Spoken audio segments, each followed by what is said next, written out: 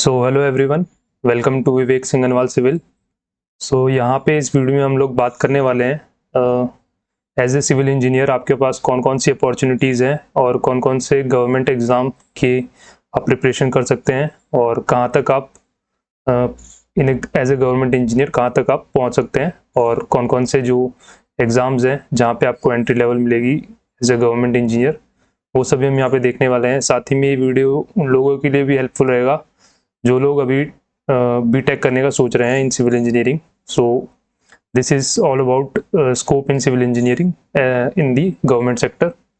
सो video को start करते हैं। यहाँ पे वीडियो को स्टार्ट करने से पहले मैं आपको बता दूं, अगर आप चैनल पर न्यू हैं और अभी तक अगर आपने चैनल को सब्सक्राइब नहीं किया है तो आप चैनल को सब्सक्राइब कर लीजिए।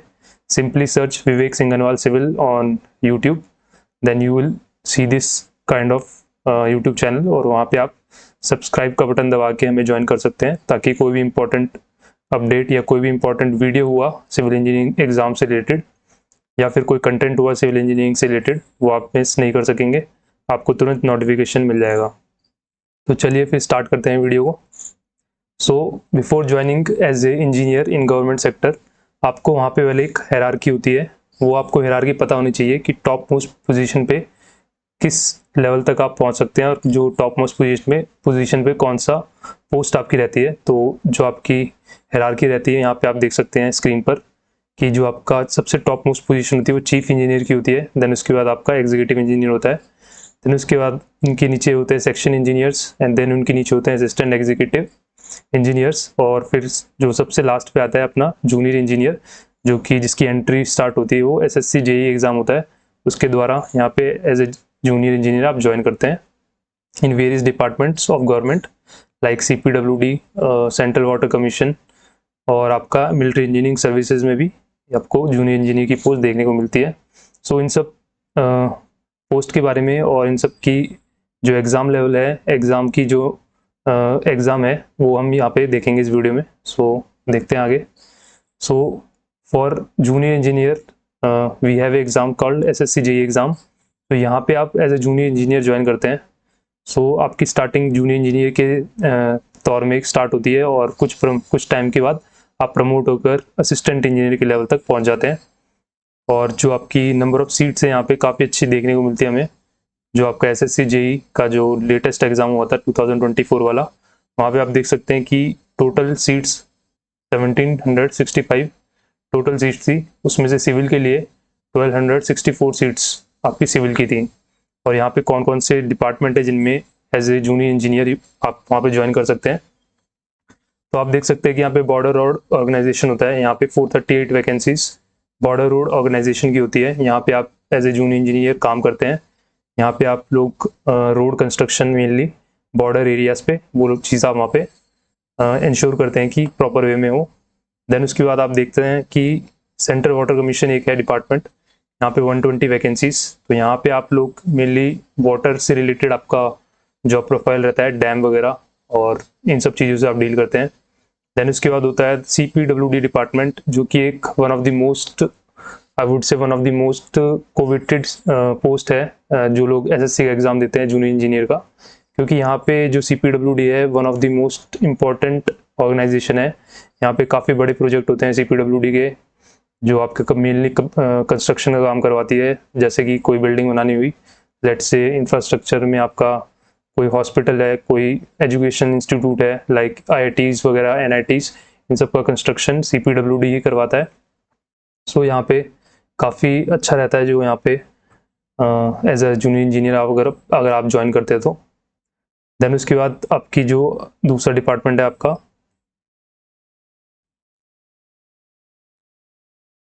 देन कुछ छोटे मोटे डिपार्टमेंट्स है जैसे कि NTRO और फराक्का बराज प्रोजेक्ट, ये मेनली मिनिस्ट्री ऑफ जल शक्ति के अंदर आते हैं। तो यहाँ पे इतनी वैकेंसी नहीं होती सिविल की, बट एक मेजर डिपार्टमेंट और है मिलिट्री इंजीनियरिंग सर्विसेज, जो कि काफ़ी अच्छी है। यहाँ पे आप लोगों को देख सकते हैं 410 वैकेंसी है। यहाँ पे आप लोगों को एक अलग एनवायरनमेंट मिलता है, जैसे कि अगर आपका एज ए जूनियर इंजीनियर आप ज्वाइन करते हैं तो वहाँ पे आपको सेपरेट कैंट एरिया में आपका क्वार्टर मिलेगा और काफ़ी ग्रीनरी रहती है वहाँ पे। साथ ही में आपको मिलिट्री इंजीनियरिंग सर्विस में एक पर्क और ये है कि वहाँ पे आपको कैंटीन वगैरह की फैसिलिटी भी मिलती है, जो कि बाकी किसी डिपार्टमेंट में नहीं देखने को मिलती, क्योंकि ये डिफेंस वाला डिपार्टमेंट है, तो वहाँ पे आपको आपका कैंटीन वाला बेनिफिट भी मिलता है। तो ये भी एक अच्छी जॉब प्रोफाइल है MES की। सो अब बात करते हैं कि काम क्या होता है यहाँ पे एज ए जूनियर इंजीनियर अगर आप ज्वाइन करते हैं SSC में। तो मेनली टू टाइप्स ऑफ में हम इसे डिवाइड कर सकते हैं। एक होता है आपका डेस्क जॉब और दूसरा होता है आपका फील्ड जॉब। डेस्क जॉब में क्या होता है, आपका टेंडर्स वगैरह से रिलेटेड आपका पूरा काम होता है। लाइक अगर लेट से कोई प्रोजेक्ट स्टार्ट हो रहा है, तो प्रोजेक्ट स्टार्ट होने से पहले उसकी टेंडर जो होती है वो तैयार की जाती है कि आप किस कॉन्ट्रैक्टर को अपना, लेट से कोई आपने बिल्डिंग बनाई, उसका टेंडर अमाउंट लेट से करोड़ में है, तो आप किस एंटिटी को आप वहाँ पे कॉल करोगे, किस कॉन्ट्रैक्टर को आप ये प्रोजेक्ट दोगे, तो उसके लिए टेंडर का काम होता है, वो डेस्क जॉब में होता है। देन उसके बाद होता है दूसरी टाइप ऑफ जॉब होती है आपकी फील्ड जॉब। फील्ड जॉब में लेट से टेंडर आपका हो गया और वहाँ पे कॉन्ट्रैक्टर अलॉट हो गया और आपका अब जो फील्ड में है वो एग्जीक्यूट करवाना है। तो काम को एग्जीक्यूट करवाना है, तो वहाँ पे आपको हर चीज़ आपकी प्रॉपर होनी चाहिए, विद स्पेसिफिकेशन होनी चाहिए। तो जो कॉन्ट्रैक्टर करके देगा उस काम को आपको मेजरमेंट रहता है मेनली जूनियर इंजीनियर का, तो वहाँ पे आपको चेक करना होता है कि ये as per measurement as per दी इंडियन स्टैंडर्ड कोड्स है या नहीं। तो वो सब चीज़ें वहाँ देखते हैं। और ये आपका ऑफिस रहता है JEE का, ये CPWD JEE का ऑफिस है। सिमिलरली आपको मिलिट्री इंजीनियरिंग सर्विसेज में भी ऐसा ही डेस्क जॉब डेस्क आपकी रहती है। एक आपको डेस्कटॉप मिलता है, प्रॉपर टेबल होती है और एक अलमीरा होती है। तो काफ़ी अच्छा है ये जो आपका ऑफिस रहता है। देन अब इसके बाद बात करते हैं हम, एक और एग्ज़ाम होता है आपका जूनियर इंजीनियर लेवल का, जो कि दिल्ली डेवलपमेंट अथॉरिटी कंडक्ट करवाती है। सो यहाँ पे आप देख सकते हैं कि ये अभी 2024 का नोटिफिकेशन है। यहाँ पे 236 टोटल पोस्ट थी आपकी, टोटल सीट्स।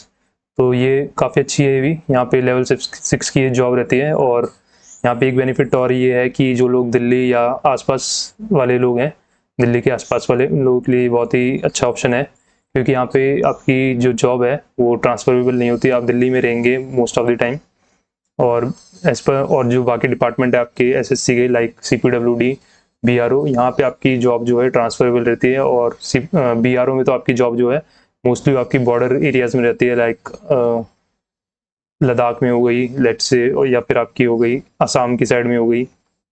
सो जो बॉर्डर एरियाज है इंडिया के, उस एरिया में अगर आपकी जॉब रहेगी इन केस ऑफ BRO।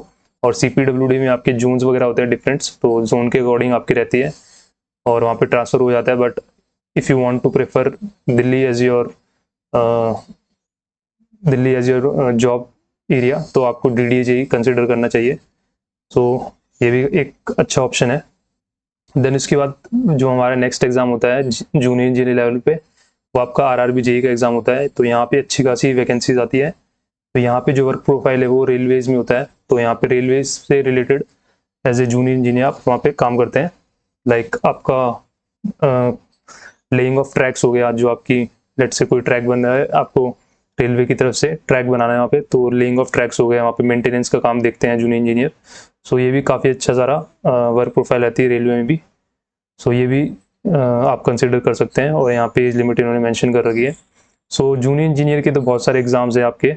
सो देख सकते हैं आप कितनी सारी वैकेंसी हो गई। और स्टेट AE और JEE के एग्ज़ाम भी होते रहते हैं। लाइक आपके कोई भी स्टेट का जूनियर इंजीनियर होता है एग्ज़ाम और AE का एग्ज़ाम होता है। स्टेट में भी आपके डिफरेंट डिपार्टमेंट होते हैं, जैसे कि आपका PWD डिपार्टमेंट हो गया, आपका PHED हो गया, पब्लिक हेल्थ, लाइक वो जो रिलेटेड होता है वाटर सप्लाई वगैरह से, वाटर टैप के कनेक्शन वगैरह होते हैं। सो वो सब आपका पब्लिक हेल्थ में आता है। सो इस तरह के डिपार्टमेंट होते हैं स्टेट में भी। तो वहाँ पे भी आप AE और JEE का एग्ज़ाम दे सकते हैं, अगर आपको आपकी ये चॉइस है कि आप अपनी ही स्टेट में काम करें और मतलब अपने घर के आसपास ही जॉब रहे आपकी, तो आप ये कंसिडर कर सकते हैं स्टेट का AE और JEE। सो ये काफ़ी अच्छा ऑप्शन है। यहाँ पे नंबर ऑफ़ सीट्स की बात करें तो काफ़ी अच्छी खासी हमें देखने को मिलती है। लाइक 4000 प्लस अभी आई थी UP SSC JEE में। देन उसके बाद आपका राजस्थान पब्लिक सर्विस कमीशन में अभी लेटेस्ट आने वाली है 700 के अराउंड JEE की वैकेंसी, और AE की भी वैकेंसी अभी आने वाली है राजस्थान पब्लिक सर्विस कमीशन में। सिमिलरली UP PSC और जो भी स्टेट्स है आपके, वहाँ पे सब में यहाँ पे एग्ज़ाम होते हैं। तो AE और JEE का अच्छा स्कोप है सिविल इंजीनियरिंग में। सो कुल मिला के बात कर सकते हैं कि सिविल इंजीनियरिंग जो है एवरग्रीन ब्रांच है, क्योंकि यहाँ पे देखिए जो आपका इंफ्रास्ट्रक्चर का काम है और वो हमेशा चलने वाला है। आपकी रोड्स वगैरह, नई रोड्स बनेगी, नई रोड्स का जो पुरानी है जो टूट गई है उनका मेंटेनेंस और उनका कंस्ट्रक्शन दोबारा से होता ही है। आपकी गवर्नमेंट बिल्डिंग्स है, नया इंफ्रास्ट्रक्चर बनता ही रहता है, ब्रिजेस वगैरह। लेट से अगर आप WRD एक डिपार्टमेंट होता है, वाटर रिसोर्स डेवलपमेंट, वहाँ पे आप डैम्स वगैरह बनाते हैं। तो ये सब डैम्स वगैरह बनते ही हैं क्योंकि एज पॉपुलेशन इंक्रीज हो रही है तो पानी की ज़रूरत हमें पड़ती है। तो वहाँ पे डैम्स का टाइम टू टाइम कंस्ट्रक्शन चलता रहता है। तो मतलब सिविल इंजीनियरिंग एक एवरग्रीन ब्रांच मैं कहूँगा। तो यहाँ पे हमेशा आपको स्कोप देखने को मिलेगा। ऐसा कुछ नुकसान नहीं है कि आप सिविल इंजीनियरिंग लेके आपको पछतावा हो बाद में कि यहाँ पे हमें जॉब ही नहीं है। तो गवर्नमेंट सेक्टर में तो ये रहने वाली है, प्राइवेट में तो है ही है सिविल इंजीनियरिंग का। अब तो ये जो मैंने अभी तक बातें करी, ये जूनियर इंजीनियर लेवल के एग्ज़ाम थे जो कि ग्रुप बी पोस्ट के होते हैं, जहाँ पे आप as a junior engineer join करते हैं। देन उसके बाद आपका प्रमोशन होता है असिस्टेंट इंजीनियर पे।